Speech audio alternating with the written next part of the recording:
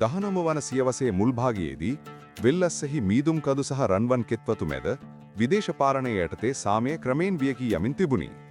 බ්‍රිතාන්‍යයන් අධික බදු පැනවූ අතර භෝග ගිනිබත් කර ශ්‍රමය ඉල්ලා සිටිය. සාරවත් භූමිය බලාපොරොත්තු සුන්වීමේ අලු බවට පත් කරමින්. කඳුකරයේ හදවතින් හඬ නැගුණි. එක්සත් වීමට, සටන් කිරීමට සහ නිදාස නැවත දිනා ගැනීමට කැඳවීමක්. රහස් නිම්නවල සහ වනාන්තර සෙවණැලි තුල කැරලිකරුවෝ තම ධෛර්යය වානේ බවට පත් කළා. කැරැල්ල නිම්න හරහා ගිගුරුම් දුන්නේය. කඳු දෙදුරුම් කෑ කෝපයේ හඬක් ලෙසිනි. නමුත් බ්‍රිතාන්‍ය හමුදා බලවත් විය. පාවාදීම් සහ වෙඩි ප්‍රහාර නැගිටීම නිහඬ කළේය.